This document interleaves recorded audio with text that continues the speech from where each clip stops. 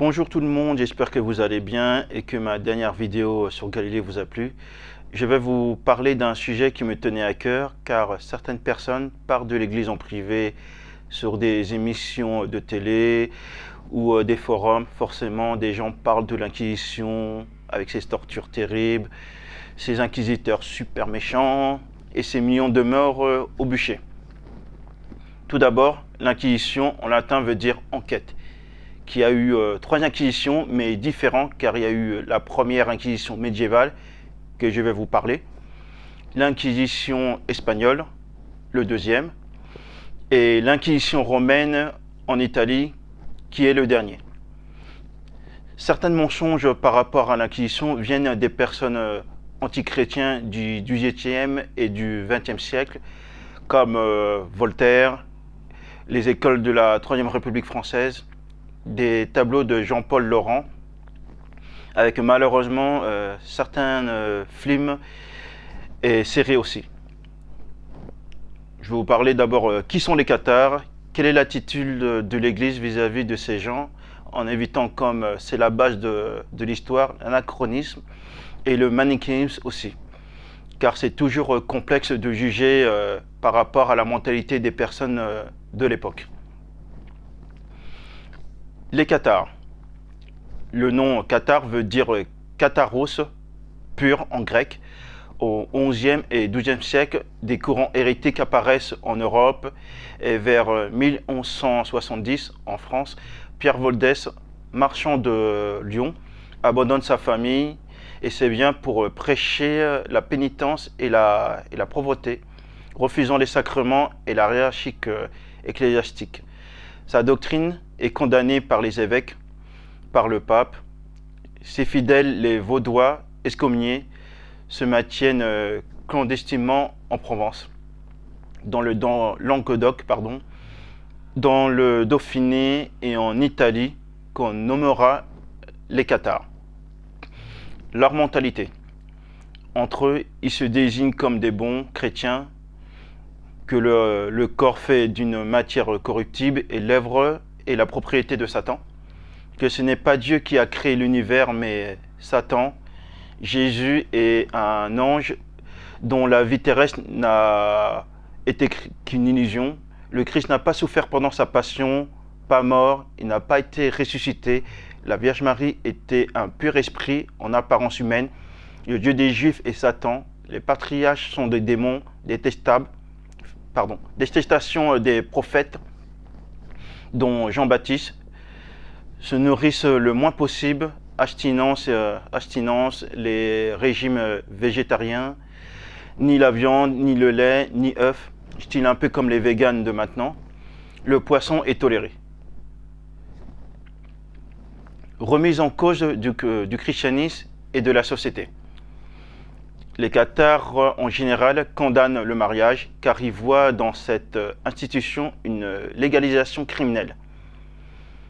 Mettre au monde un enfant, c'est commettre un acte démoniaque, ni le fondement de l'ordre féodal, la propriété, la famille, et récusant l'Église en obéissant à une hiérarchie secrète dont une secte qui contient ouvertement à la morale commune de l'époque. Ni la justice, l'armée est condamnée, toutes les guerres, même défensives aussi. Toutes les classes de la société, en passant par la noblesse locale, les artisans et les classes populaires aussi. L'Église face aux cathares. L'effort missionnaire. La foi doit être persuadée, non imposée, dit Bernard de Clairvaux. Donc pour être un hérésie, l'Église privilégie la persuasion contre les cathares, car le combat est d'abord théologique. Et entre 1119 et 1215, cette concile analyse et condamne les thèses manichéisme. Dans le Midi toulousain, une vaste effort missionnaire est lancé. Confie d'abord aux évêques et au clergé local. Mais certains prélats, possédant des liens amicaux avec certains seigneurs acquis au catharisme, montrent peu d'empressement à agir et le bas clergé ferment souvent les yeux. La papauté fait appel alors aux cisterciens. Saint Bernard, le réformateur de l'ordre cistercien, effectue en 1145 une tournée de prédication dans le Midi, mais ses efforts ne portent aucun fruit et le catharisme se répandit et les troubles sociaux commencent à atteindre des dimensions énormes. La première autorité laïque a lancé un avertissement aux hérétiques en 1177 et Raymond V de Toulouse pour enjoindre les cathares de renoncer à leurs pratiques. 1179, accord entre le roi d'Angleterre et le roi de France pour combattre l'hérétique. Concile de Natran, texte d'Alexandre III contre les cathares et leurs complices. Et premier appel à la croisade contre les hérétiques. Il existe une législation civile des rois de France et d'Angleterre, souverain de comte de Toulouse dont le pouvoir civil devance l'Église dans la répression, car il voit le catharisme remet en cause l'ordre social. Les efforts d'Innocent III, les frères prêcheurs et la croisade contre les abbéjois. Innocent III, pape depuis 1198, s'emploie à réduire l'hérésie pour ne pas laisser l'affaire entre les mains au pouvoir temporel. En 1200, le pape organise une mission qui confie à Pierre de Castenon et Raoul, deux cisterciens de l'abbaye de Front-de-Froid, près de Narbonne, vont de village en village, haranguent les fidèles, instruisent et visitent les familles, débat à Carcassonne en 1204 avec Bernard de Simore, évêque de Carthage. Mais le cistercien découragé demande au pape d'être relevé de ses fonctions, mais ce dernier refuse. En 1205, de retour à Rome, Diego, évêque d'Osma en Espagne, traverse le Languedoc avec son sous-prieur Dominique de Guzman, et les deux hommes décident de se consacrer à la lutte contre l'hérésie.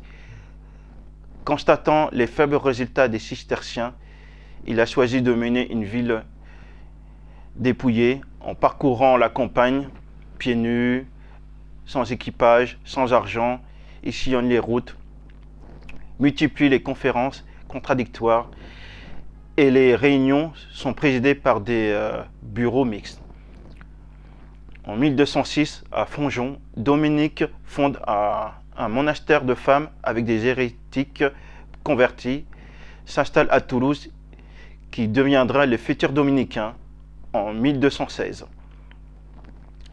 En 1207, le pape Innocent III pousse à nouveau le roi Philippe Auguste, souverain seigneur du comte de Toulouse, à intervenir en vue de rétablir l'orthodoxie.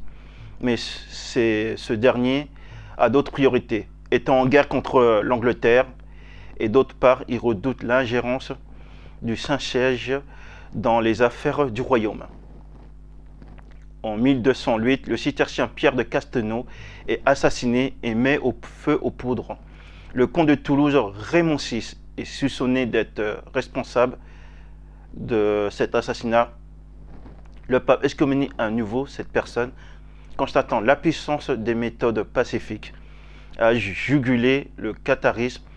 Le pape prêche la croisade contre les hérétiques. En 1206, débute l'intervention militaire. Le roi de France, Philippe Auguste, refuse d'y participer et interdit même à son fils, le futur Louis VIII, de prendre part à l'expédition. C'est Simon de Montfort, un seigneur d'Île-de-France, qui prend la tête de l'opération. Son armée compte dans ses rangs des gens du Nord et du Midi, car on compte beaucoup de chevaliers languedociens. La guerre, à travers plusieurs phases, vont durer à peu près 20 ans jusqu'au traité de Meaux. Et ratifié à Paris en 1229, repris des hostilités 10 ans plus tard, le catharisme vers 1300 est plus qu'un phénomène résiduel, et c'est là que je vais vous parler d'un des institutions les plus controversées de l'histoire, l'Inquisition. L'Inquisition, la mise en place. En 1213, Innocent III affirme la nécessité de traquer les hérétiques, non sur la base de rumeurs ou de préjugés, mais en procédant à une enquête, inquisition, en latin. En 1229, le Concile de Toulouse précise le droit de l'inquisition. Nul ne doit être condamné pour hérésie par la justice civile sans un jugement ecclésiastique. En 1231, Grégoire IX publie la Communication Excommunicamus, acte fondateur de l'Inquisition. La lutte contre l'hérésie est officiellement déléguée à ceux qui ont l'expérience, essentiellement les dominicains et les franciscains. Les inquisiteurs sont désignés parmi les prêtres expérimentés, doivent avoir une solide formation théologique et posséder des dispositions psychologiques adéquates.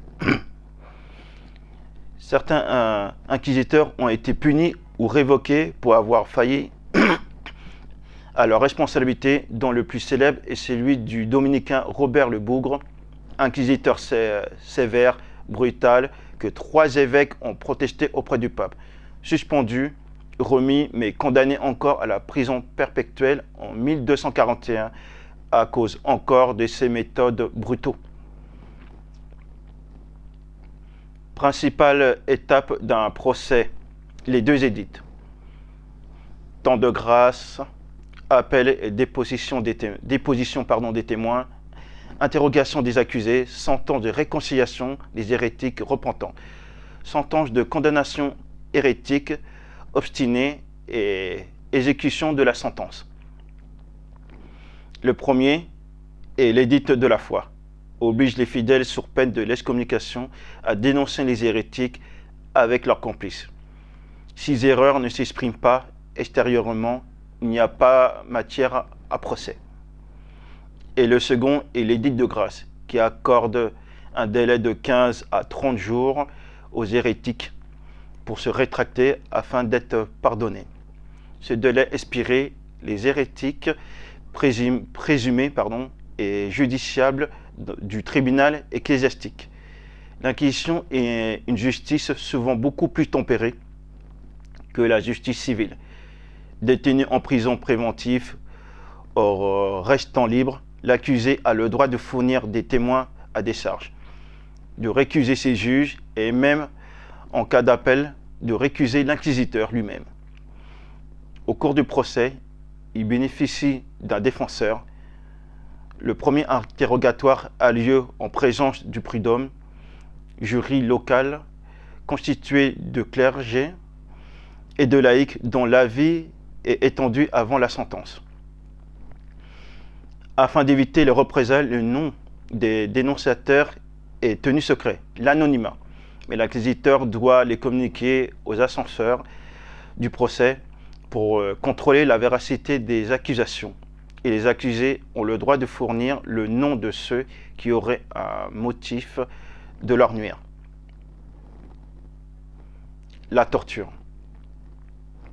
Longtemps, l'Église a été hostile, comme la déclaration du pape Nicolas Ier en 886. Au XIIIe siècle, le développement du droit romain provoque le rétablissement de la torture dans la justice civile. Innocent IV autorise son usage par les tribunaux ecclésiastiques, mais à des conditions précises. La victime ne doit risquer ni la mutilation, ni la mort. L'évêque du lieu doit avoir donné son accord et les aveux exprimés doivent avoir renouvelé librement pour être valables. Et que toutes les justices de l'époque ont recours malheureusement à la torture. La sentence et les peines. Assemblée publique appelle sermon généraliste, cérémonie solennelle qui réunit le clergé, les autorités civiles, les parents et les amis condamnés.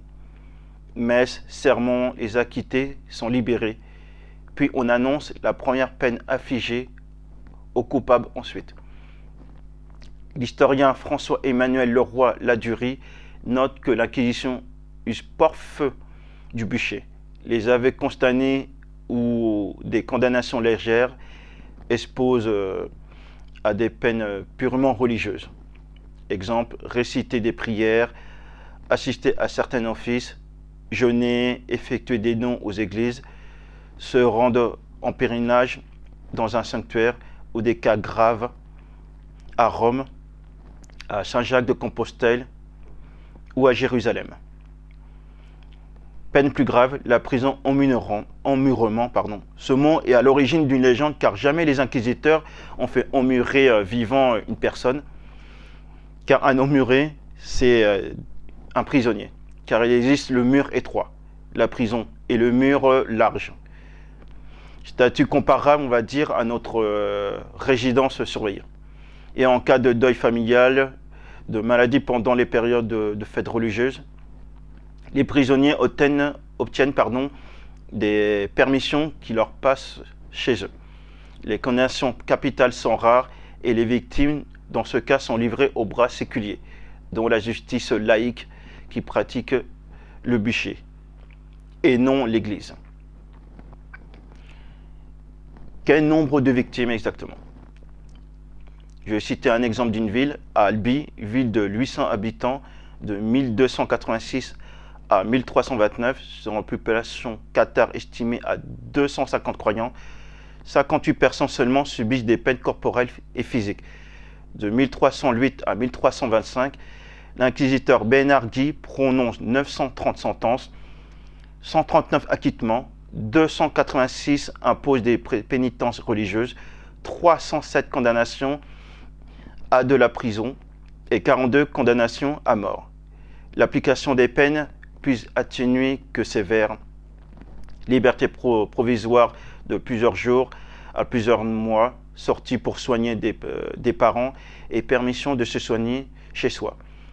Contrairement à la méthode judiciaire aux tribunaux civils de l'époque, l'Inquisition représente un progrès, car où l'hérésie déclenche des réactions violentes, émeutes populaires ou justice expéditive incontrôlée, l'institution ecclésiastique a inventé une procédure fondée sur l'enquête, contrôle de la véracité des faits, recherche de preuves avec aveu, et c'est l'Inquisition aussi que l'on doit l'institution d'un jury, grâce auquel la sentence révèle de la mise en délibéré et non de l'arbitraire des juges. Conclusion. Au sens de la mentalité du XXe siècle et du XXIe siècle, l'Inquisition est intolérante. Mais au monde féodal, ce qui n'est pas toléré, c'est les risques de l'apostasie de la foi catholique. Et les fidèles des autres croyances aussi ne sont pas justiciables de l'Inquisition.